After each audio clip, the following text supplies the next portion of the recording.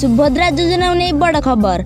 सुभद्रा योजना टंका मिलवा नहीं पुणी घुंचला तारीख। आपण समस्ते जानी 18 तारिख में मिलवा जाऊला सुभद्रा टंका, किंतु यही तारिख टंका मिलला नहीं। एबे नुआ तारीख आसला 22 तारिख। यही तारिख रे केउ मन टंका पाइबे? जदि आपण टंका पाई सारी आपण को केते टंका मिलिबो एवं केबे मिलिबो, संपूर्ण खबर यही भिडियो देखा पाइबे। तेणु भिडियो को शेष पर्यंत देखंतु। दर्शक बंधु, सुभद्रा योजना नहीं नुआ सूचना आसीगला।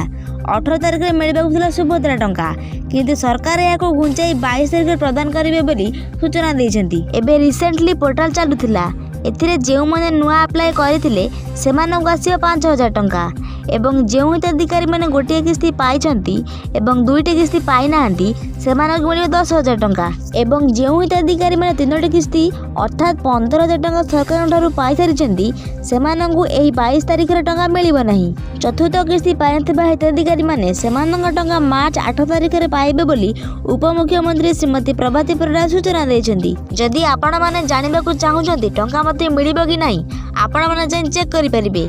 आमे डिस्क्रिप्शन में लिंक देइछु। जदि आपण सुभद्रा योजनार कौन टंका मिस करबा चाहूनांती तेबे Aadhaar bank link, NPCI DBT status, KYC complete अछि कि नहीं आज ही चेक करिनंतु, नचेत सरकार पठा टंका आसी पारे नहीं, जहाँ ऑटोमेटिकल रिजेक्ट हो जाए। आशा करूची वीडियोटी आपनको भल लागिथिबो। जदि वीडियोटी भल लागुची तेबे वीडियो को गोटे लाइक करी चैनल को सब्सक्राइब कर देबे।